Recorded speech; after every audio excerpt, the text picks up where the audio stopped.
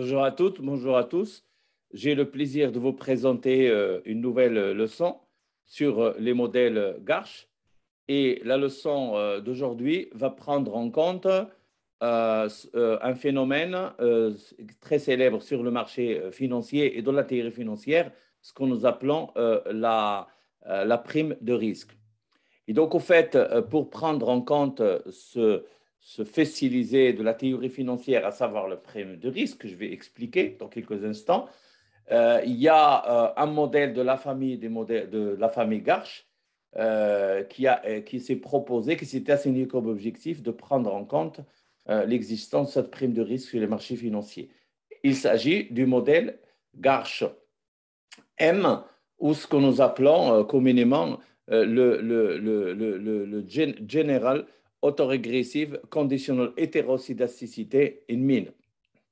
Alors, je commencerai par faire un rappel de la théorie financière et du modèle le plus célèbre, qui est le modèle d'évaluation des actifs financiers, le MEDAF. Et donc, au fait, le MEDAF caractérise par d'abord une droite de marché. Et cette droite de marché passe par comment dirais-je, une ordonnée à l'origine qui correspond au rendement de l'actif sans risque et va prendre va passer également par le portefeuille de marché dont le fameux coefficient bêta s'élève à 1. Et donc, sur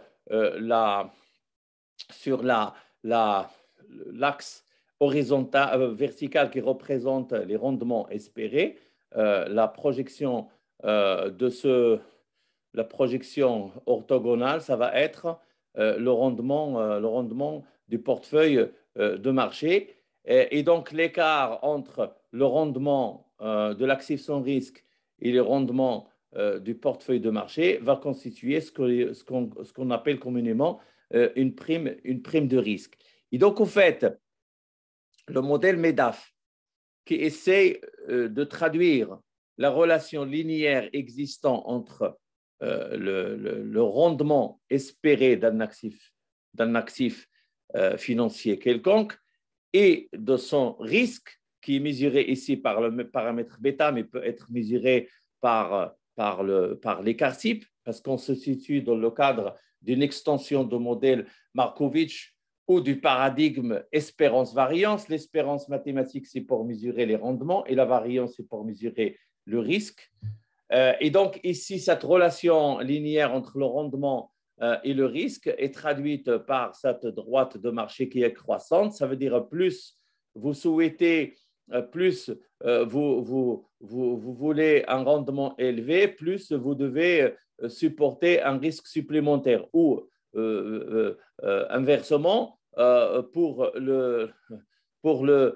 avoir un risque faible, vous devez vous satisfaire d'un rendement faible. Pour avoir un rendement élevé, vous devez supporter un risque élevé. Et donc, ce lien linéaire entre le rendement et le risque, c'est l'objectif et le fondement de base de la théorie financière et du principal modèle qui est le modèle MEDAF. Et donc ici, si vous voulez, lorsqu'un investisseur, lorsqu'on propose à un investisseur d'investir ou d'acheter un actif risqué, il dit je l'accepte volontiers, mais sous réserve que vous me donnez un rendement supplémentaire par rapport au rendement de l'actif sans risque. Parce que l'actif sans risque, il va me donner certes un rendement très faible, mais le risque de perte est égal à 0. Par contre, l'actif risqué, je risque de perdre tout mon investissement. Et donc, comme c'est un actif risqué, j'exige un rendement supérieur au rendement de l'actif sans risque. Et cet écart de rendement, ça s'appelle la prime de risque. Et donc, les modèles Garch ont pris en compte ce concept de prime de risque. Et donc, je rappelle que selon l'hypothèse d'efficience des marchés, il ne doit pas y avoir d'autocorrélation dans le rendement d'un actif financier. Exemple, le CAC 40, que nous sommes en train d'analyser. Mais en réalité, les rendements des actifs financiers, ils présentent une très forte autocorrélation de leur structure. Et la question qui se pose, d'où vient cette forte autocorrélation? Lorsqu'on pousse l'analyse plus loin, on s'aperçoit que les rendements des actifs financiers sont caractérisés par une très forte volatilité et que cette volatilité, il présente une autocorrélation qui est élevée. C'est le phénomène que nous avons appelé la volatilité clustering. Ça veut dire lorsque les périodes de haute volatilité sont suivies par les périodes de haute volatilité et les périodes de basse volatilité sont suivies par des périodes de basse volatilité. Autrement dit, lorsqu'on rentre dans un régime de volatilité, on va y rester un moment, que ce soit un régime de haute volatilité, on ne va pas s'en sortir du jour au lendemain, on va y rester longtemps, que ce soit un régime de basse volatilité, on va rester longtemps dans son régime de volatilité avant qu'on bascule vers un régime de volatilité qui est différent. Et donc, le fait de rester relativement longtemps dans un régime de volatilité va faire des regroupements de volatilité. Et ces regroupements, c'est ce qu'on appelle les clusters, c'est ce qu'on appelle le volatility clustering. Et ça traduit la présence d'une autocorrélation très élevée dans le processus de volatilité. Et au fait, c'est l'autocorrélation élevée de la volatilité qui va faire que les rendements soient fortement autocorrélés. Et donc, les rendements sont fortement corrélés compte tenu de leur forte autocorrélation de leur volatilité, tout simplement. Et donc, nous avons trois auteurs, Engel, Lillian et Rubens, en 1987. Ils ont proposé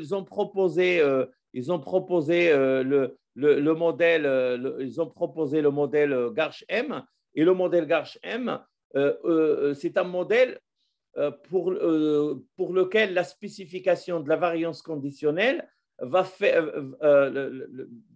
dont la spécification repose sur l'idée que la variance conditionnelle va être une variable explicative de la moyenne conditionnelle. Autrement dit, si je prends la spécification de l'équation de la moyenne conditionnelle, j'ai le R qui est le rendement de l'actif financier que nous sommes en train d'analyser, il y a une moyenne mu, et puis surtout, il y a un résidu, et c'est ce résidu qui est hétéroscédastique et pour lequel la variance conditionnelle va s'exprimer une formule de Garchin 1. Mais ce qui est nouveau ici, c'est qu'on a introduit une variable explicative et la variable explicative, c'est la variance conditionnelle. Et donc, la variance conditionnelle devient une variable explicative de la moyenne conditionnelle, c'est-à-dire le comportement de rendement va dépendre du comportement de la volatilité. Et donc, il y a bien un lien linéaire entre la volatilité, c'est le sigma t au carré, et le rendement anticipé ou espéré. Et c'est l'idée et l'hypothèse sur laquelle repose le modèle MEDAF ou le modèle CPN, qui est le modèle central en finance. Donc, en fait, le paramètre C ici, ça c'est le paramètre C, c'est ce qu'on appelle, c'est le paramètre qui traduit la prime de risque. Donc, le petit c, c'est la prime de risque dont on vient de parler lorsqu'on a présenté le modèle MEDAF. Et donc, ce paramètre C, il va mesurer l'impact de la variance conditionnelle, c'est-à-dire la volatilité, sur la moyenne conditionnelle, c'est-à-dire l'espérance de rendement. Et donc, il va correspondre à la prime de risque.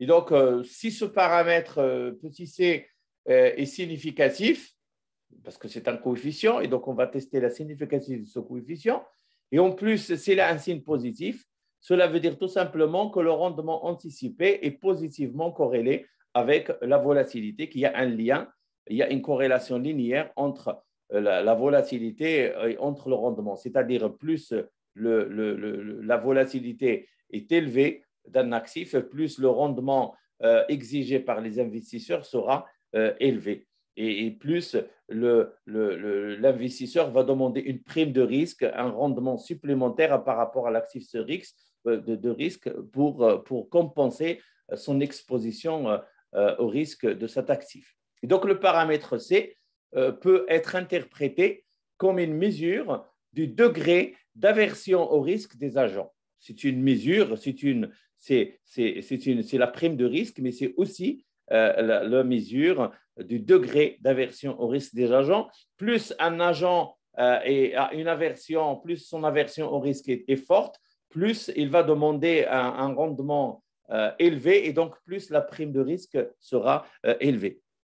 Et donc, un investisseur ne va accepter de supporter le risque de marché que s'il reçoit, il supporte que s'il reçoit un supplément de rendement par rapport à l'actif sans risque. Ça veut dire que c'est ce supplément de rendement qui mesure, qu'on appelle la prime de risque. Et donc, le modèle Garch-M est adapté à une modélisation du trade-off, ça veut dire de l'arbitrage entre le risque et le rendement anticipé des actifs financiers.